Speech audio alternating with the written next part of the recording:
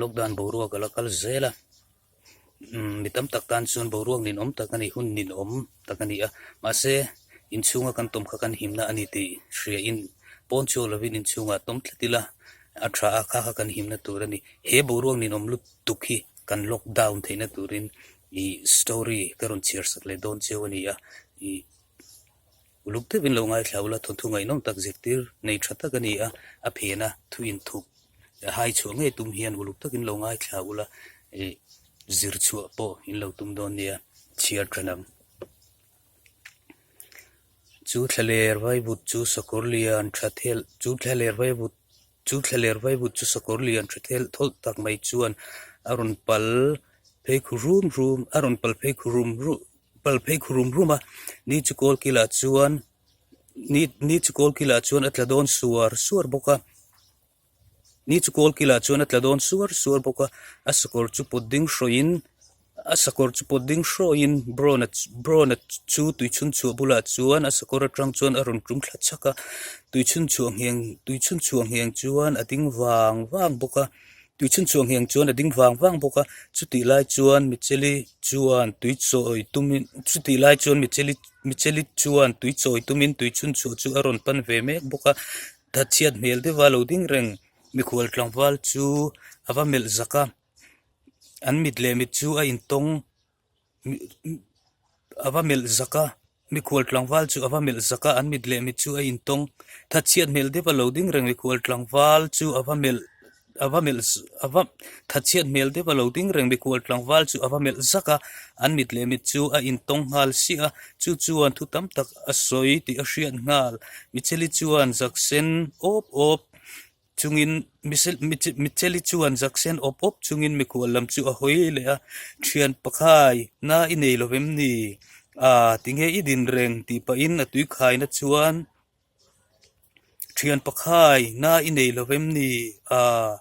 tinge idin reng micheli chuan zaksen op chungin mikhwal lam chu a hoi le a thian pa khai na inei lovem ni tinge idin reng ti pa in atui khai na chuan tui chu akhai ngala bro na chuan tui hal ti hriat takin micheli tui khai chua micheli tui khai chua chu alo in bora an midle mit chu a inton les sak thin an midle mit chu a inton les sak thin micheli an midle mit chu a intong le sak thin micheli zak chu abiang alo sen ton micheli zak chu abiang alo sen tron da chuta bro na chuan nula in khuwa hian hanin no puan na tur le zan ri na hanin no puan na tur zan ri na hanin no puan na tur le zan ri na tur hotel a omangem ti in micheli tui khai mek lai chu a thlek deuh ha micheli chu ron hoi chuakin ome tui hi kan khai zo huna kawa hruwa yang che ti pa in aza awanga athu soi se chil deuh nok chu a in hotle hotela chuan mi an lo zi huanga dokan ola chuan bro na chuan a pistol chu ada chura ama thlir reng tu khwal chon nula mel chelo tak chungai ama thlir reng tu khwal chon nula mel chelo tak chungai poimo du lova porto kin chawo ati thum chapa man mo takin nula chuan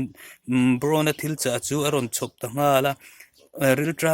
dram ti hriat takian bro na chuan a hap ta ngal hloi ya zan chu are rui to a pindana chuan zan chu are rui to a pindana chuan bro na chu chau ti hriat sethian avei thuaka khum dum nuam fran lo chunga chuan atlujal ngal dar khum dum nuam fran lo taka chuan atlujal ngal dar chuti lai chuan kongka chu anon kik dat ta man molo fran a tho chuakin bro na chuan kongka man molo fran a tho chuakin bro na chuan kongka chu awahonga kongka pona chuan nui sanga ding chungin khwal chondula racheli chuan coffee alo choya coffee imamo karinga ti pa in racheli chuan bro na chu chik takin a thleng vong chik racheli chuan bro na chu chik takin a thlek vong zoi sup hian lo lu ta che alo ti vot raya racheli mit menga chuan limna racheli mit menga chuan limna ina ron de ngal sor sora racheli mit menga chuan limna ina ron de ngal sor sora racheli mit meng chu limna ina ron de ngal sor sora ruma chuan a zoi muangin a pen lut ta chat chat ruma chuan zoi muangin a pen lut ta chat chata chumi te pani chuan coffee lam reng ngai tu lovin mit thlalo chumi te pani chuan coffee lam reng ngai tu lovin mit tlalo lekin an in thlek tona chuta bro na chu ron har chuak zokin ama thlir reng tu ra cheli mit meng vam hiam mai ama thlir reng tu ra cheli mit meng vam hiam mai thlir chungin a phei khok chu a phel ta kunga a top ta story mi lo ngai thak sak zong tu te hna lom thu ka suya comment kha arop thei renga la subscribe lo dan po subscribe thei renga ni